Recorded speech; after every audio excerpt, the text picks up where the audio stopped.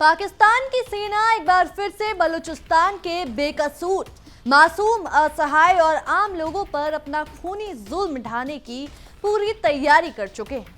पाकिस्तानी सेना के चीफ आसिम मुनीर ने एक बार फिर खुलेआम और बेहद गैर जिम्मेदाराना अंदाज में धमकी दी है कि वो बलूचिस्तान के अलगाववादियों, विद्रोहियों और उग्रवादियों के खिलाफ अपना मिलिट्री ऑपरेशन और भी ज्यादा हिंसक और तेज करेंगे।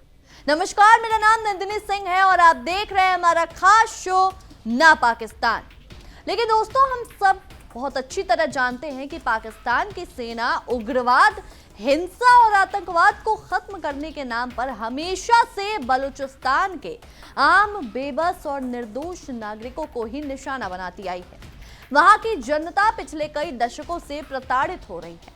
उनके अपने लोग, नौजवान, भाई बहन और बच्चे रातों रात गायब कर दिए जाते हैं और अपनी आजादी और मौलिक अधिकारों के लिए आवाज उठाने वाले हर इंसान को बंदूक की नोक पर हमेशा के लिए खामोश करने की कोशिश की जाती है। बलूचिस्तान में आज जो हालात बन चुके हैं वो किसी भयंकर त्रासदी से कम नहीं, लेकिन पाकिस्तानी हुक्मरानों को वहां के लोगों के दर्द से कोई लेना देना नहीं। पाकिस्तानी आर्मी के चीफ आसिम मुनीर ने हाल ही में नेशनल वर्कशॉप बलूचिस्तान नाम से एक सेना समर्थित प्रोग्राम में बोलते हुए बलूचिस्तान को पाकिस्तान का गौरव और दिल बताया है और वहां शांति, सुरक्षा, खुशहाली और विकास लाने की बड़ी बड़ी बातें की। लेकिन उनकी इन मीठी मीठी बातों और खोखले वादों के पीछे छिपा असली मकसद बलूच लोगों पर और ज्यादा जुल्म ढाना, अपने हथियार चलाना और पूरे प्रांत में तबाही मचाना। ये वर्कशॉप असल में कोई विकास या भलाई के चर्चा में नहीं थी, बल्कि इसका मकसद सेना के एजेंडे को सही ठहराना और वहां की जनता पर अपना शिकंजा और ज्यादा कसना है।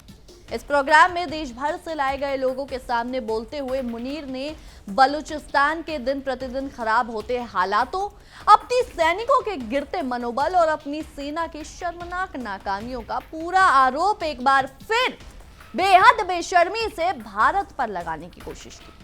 उन्होंने हमेशा की तरह बिना किसी सबूत, बिना किसी प्रमाण और बिना किसी आधार के भारत की तरफ उंगली उठाई और झूठा दावा किया कि बलूचिस्तान का माहौल खराब करने के लिए विदेश से मदद पाने वाले प्रॉक्सी और आतंकी ग्रुप काम कर रहे हैं। ये पाकिस्तान की बहुत पुरानी, घिसी पिटी, नीच और चालाक आदत बन चुकी है। जब भी पाकिस्तान अपने ही देश के अंदर के बिगड़े हालातों को संभालने में पूरी तरह फेल हो जाता है, जब उसकी अपनी नीतियां पूरी तरह नाकाम हो जाती हैं, जब देश कंगाली की कगार पर पहुंच जाता है या जब भी उसकी सेना अपनी नाकामी, नालायकी, हार और भ्रष्टाचार को अपनी ही जनता से छुपाना चाहती है, तो वो तुरंत भारत का नाम लेकर अपनी जनता का ध्यान भटकाने का वही घटिया और पुराना खेल खेलने लगती है। पाकिस्तान की सेना और वहां के नेताओं का ये पुराना पैंतरा रहा है दोस्तों कि जब भी घर में आग लगे तो पड़ोसी का नाम लेकर चिल्लाना शुरू कर दो। भारत ने हमेशा की तरह पाकिस्तान के इन झूठे, मनगढ़ंत, बेबुनियाद और बकवास आरोपों को सिरे से खारिज कर दिया है और पूरी दुनिया के सामने पाकिस्तान के इस झूठे प्रोपेगेंडा का पर्दाफाश किया।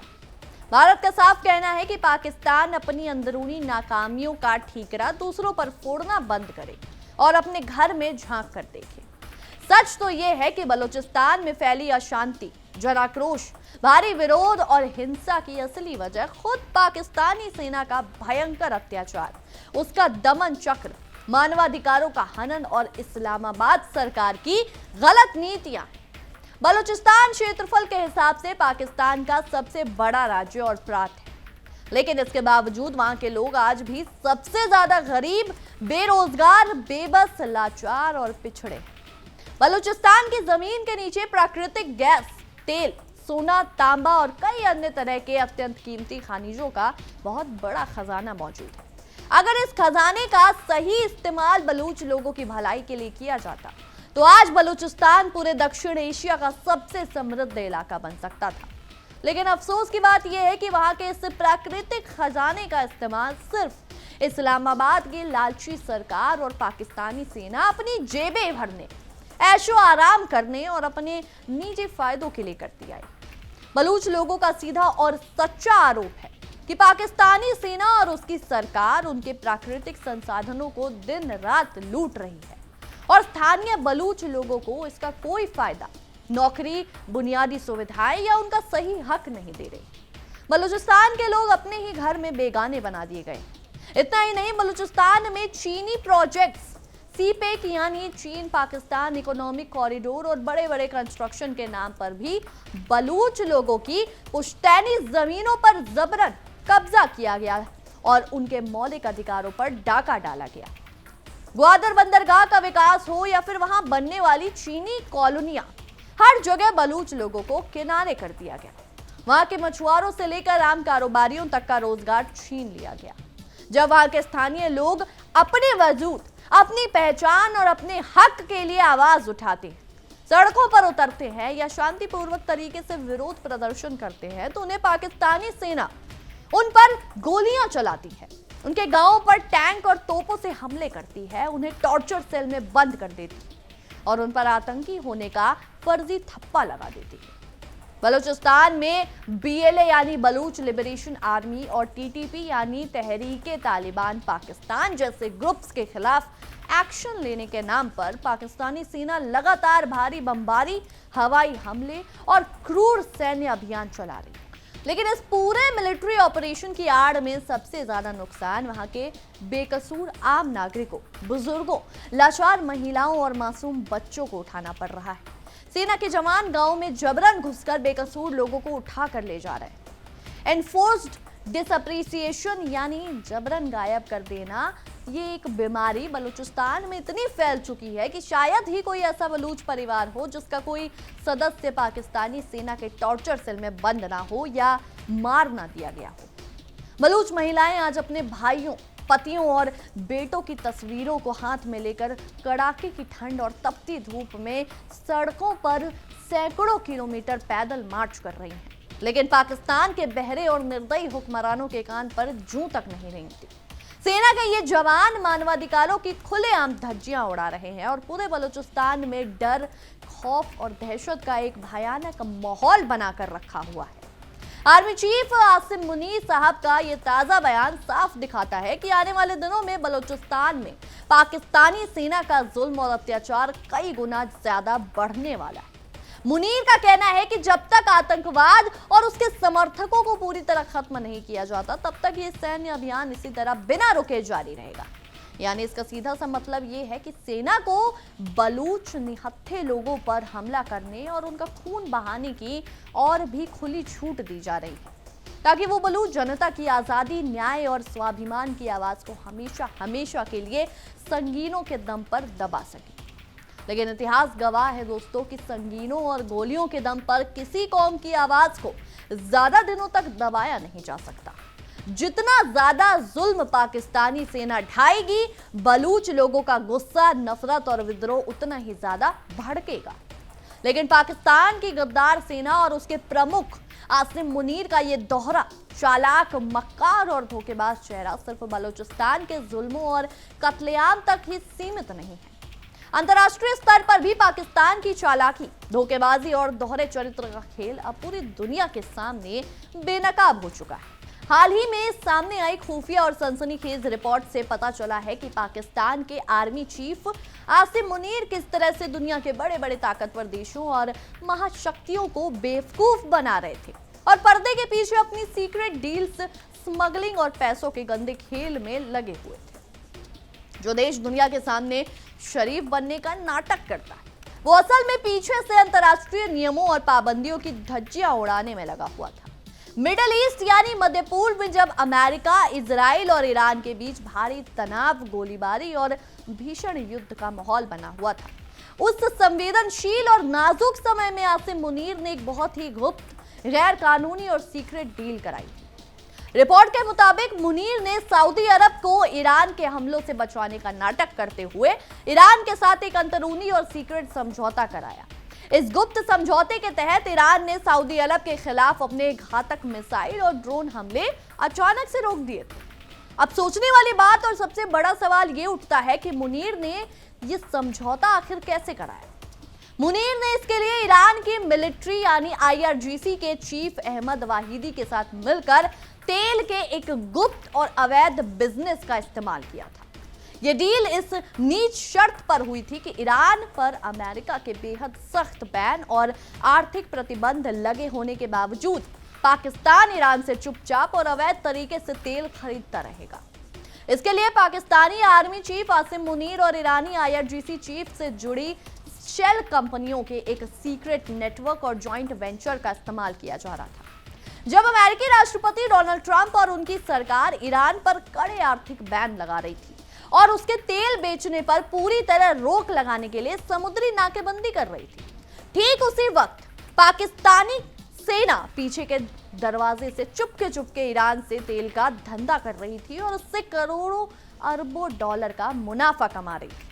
यानी एक तरफ जो आसिम मुनीर और पाकिस्तान की कठपुतली सरकार अमेरिका के सामने सबसे वफादार बनने का नाटक कर रहे थे, अमेरिका का भरोसा जीतने की बड़ी बड़ी बातें कर रहे थे, खुद को आतंकवाद के खिलाफ अमेरिका के साथी बता रहे थे, और दूसरी तरफ पीठ पीछे अमेरिका के सबसे बड़े दुश्मन ईरान को भारी आर्थिक फायदा पहुंचाकर अमेरिका के पीठ में छुरा घोंप रहे थे। यह पाकिस्तान की वही पुरानी घटिया और दोहरी आदत है जहां वो अमेरिका से आर्थिक मदद, हथियार और डॉलर भी ऐंठता है और उसी अमेरिका के दुश्मनों को अपने घर में पनाह भी देता है और उनके साथ चुपके काला धंधा करता है। अमेरिका को भी अब ये बात अच्छी तरह से समझ आनी चाहिए कि पाकिस्तान कभी किसी का सच्चा दोस्त या सहयोगी हो ही नहीं सकता। वो सिर्फ एक आस्तीन का सांप है जो मौका मिलते ही डस लेता है। मुनीर की इस सीक्रेट डील के बाद लगभग 3 महीने से भी ज्यादा समय तक ईरान ने सऊदी अरब पर कोई बड़ा मिसाइल या ड्रोन हमला नहीं किया, लेकिन जब हाल ही में ईरान ने सऊदी अरब की सीमा की तरफ एक मिसाइल दागी तो आसिम मुनीर ने तुरंत ईरानी सैन्य अधिकारी वाहिदी को फोन करके सीधी चेतावनी दी कि इस तरह के बचकाने और बेवकूफाना हमलों से उनके इस सीक्रेट तेल के बिजनेस और कमाई पर बहुत बड़ा खतरा आ सकता है। इसके बाद ईरान ने सऊदी अरब पर अपने हमले फिर से रोक दिए। इस पूरे मामले से यह साफ समझ आता है कि मुनीर को सऊदी अरब की सुरक्षा की कोई असली चिंता नहीं थी, बल्कि चिंता इस बात की थी कि कहीं उनका और ईरानी कमांडर का यह अवैध तेल का धंधा दुनिया के सामने ना आ जाए और उनकी काली कमाई का जरिया हमेशा के लिए बंद ना हो जाए। इस पूरी घटना और खुलासे से यह साफ जाहिर होता है कि पाकिस्तान की सेना ने ना तो किसी देश की सुरक्षा से कोई मतलब है, ना ही किसी अंतर्राष्ट्रीय नियम कानून से उनको कोई मतलब है और ना ही किसी कूटनीति से।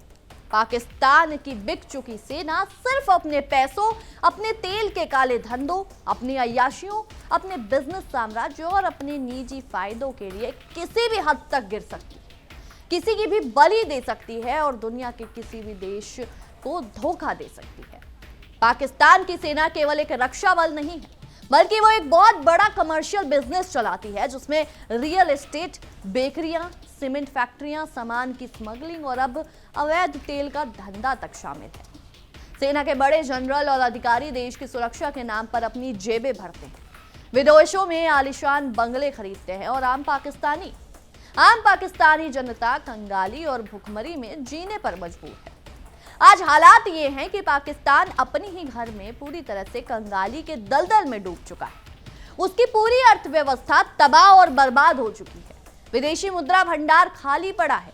देश की बेबस जनता दाने दाने को तरस रही है। आटा, चावल, दूध और बिजली की कीमतें आसमान छू रही हैं और बलूचिस्तान में उसकी क्रूर सेना रोज आम और बेकसूर लोगों का खौफनाक खून बहा रही है। देश की जनता भुखमरी से मर रही है। सड़कों पर एक एक बोरी आटे के लिए दंगे हो रहे हैं और सेना अपने हथियारों, बजट और बिजनेस को बढ़ाने में मस्त है। वहीं दूसरी तरफ उसके आर्मी चीफ आसिम मुनीर दुनिया के सामने शांति, कानून, लोकतंत्र और भाईचारे की झूठी बातें करते हैं और पीछे से गैर कानूनी काम, स्मगलिंग और सीक्रेट डील्स करके पूरी दुनिया को बेवकूफ बना रहे हैं। पाकिस्तान की विदेश नीति और उसकी सेना की सोच पूरी तरह खोखली और दिवालिया हो चुकी है। एक तरफ वो चीन के सामने गिड़गिड़ाता है और सीपेक के नाम पर अपना पूरा देश और अपनी संप्रभुता गिरवी रखता है, तो दूसरी तरफ अमेरिका से कुछ डॉलर की भीख मांगने के लिए गिड़गिड़ाता है, फिर खाड़ी देशों के सामने झोली फैलाता है और फिर पीछे से ईरान जैसे देशों के साथ पाबंदियों को तोड़कर अवैध व्यापार करता है। ऐसा देश जिसके पास ना अपनी कोई ईमानदार नीति है और ना ही कोई नैतिक मूल्य, वो ज्यादा दिनों तक दुनिया के नक्शे पर टिक नहीं सकता। पाकिस्तान की सेना ने अपने ही देश को एक ऐसा नरक बना दिया है जहां आम इंसान के लिए सांस लेना भी मुहाल हो चुका है।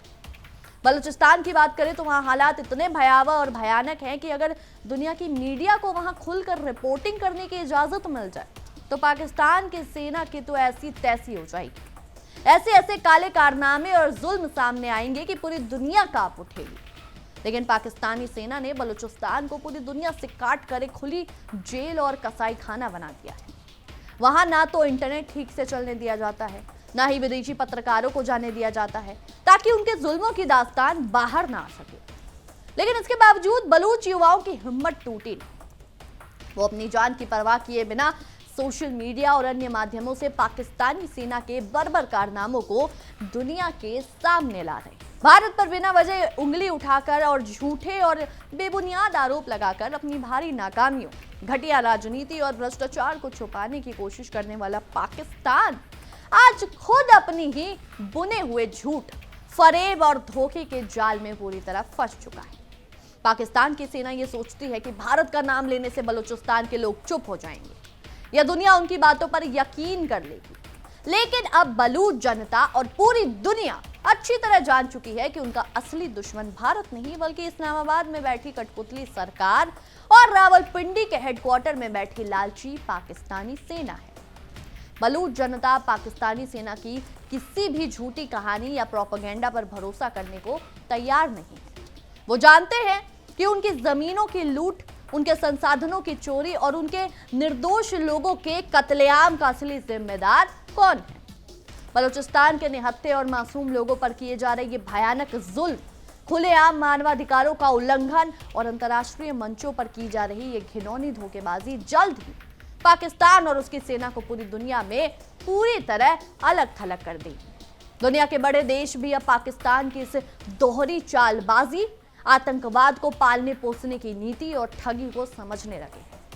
अमेरिका से लेकर मध्य पूर्व के देशों तक सबको अब आसिम मुनीर और उनकी सेना का असली चेहरा साफ साफ दिखने लगा है। कोई भी देश अब ऐसे धोखेबाज और गैर भरोसेमंद साथी पर यकीन नहीं करना चाहता जो मुंह पर कुछ और बोलता है और पीठ पीछे कुछ और। बलूच जनता का गुस्सा और नफरत अब अपनी तमाम हदें पार कर चुका है। उनके सब्र का बांध पूरी तरह टूट चुका है। बलूचिस्तान के युवा, बुजुर्ग, छात्र और महिलाएं अब अपनी आजादी, अपनी जमीन और अपने अधिकारों की रक्षा के लिए किसी भी हद तक जाने को तैयार है। उन्हें अब सेना की गोलियों, बमों और जेलों का कोई डर नहीं रहा, क्योंकि वो जानते हैं कि गुलाम रहकर रोज रोज मरने से बेहतर है कि अपने हक के लिए लड़ते लड़ते जान दे दो। आसिम मुनीर की ये खोखली धमकियां, हवाई बातें और गीदड़ भभकियां पाकिस्तान की सेना को उस बर्बादी, तबाही और अंत के दलदल में जाने से कभी नहीं बचा सकती जिसमें वो खुद अपनी गलत हरकतों, नीच सोच, लालच और धोखेबाजी की वजह से हमेशा हमेशा के लिए गिर चुके हैं। पाकिस्तान की सेना ने जो आग बलूचिस्तान में लगाई, वही आग एक दिन पूरे पाकिस्तान को जलाकर भस्म कर देगी और आसिम मुनीर जैसे जनरलों का नाम इतिहास में केवल एक क्रूर, भ्रष्ट और मक्कार तानाशाह के रूप में याद रखा जाएगा। बहरहाल हमारी आज की इस विशेष रिपोर्ट में इतना ही। आपकी इस विषय में क्या कुछ राय है, क्या कुछ सोचते हैं, हमें कमेंट सेक्शन में जरूर बताएं। तब तक के लिए देखते रहिए इंडिया डेली 24/7 और हमारा खास शो ना पाकिस्तान। देखिए इंडिया डेली 24/7 अब आपके स्मार्ट टीवी पर। इंडिया डेली मौजूद है सभी डिजिटल प्लेटफॉर्म पर लाइव और लगातार। इंडिया डेली 24/7 हर दिन राष्ट्र को समर्पित।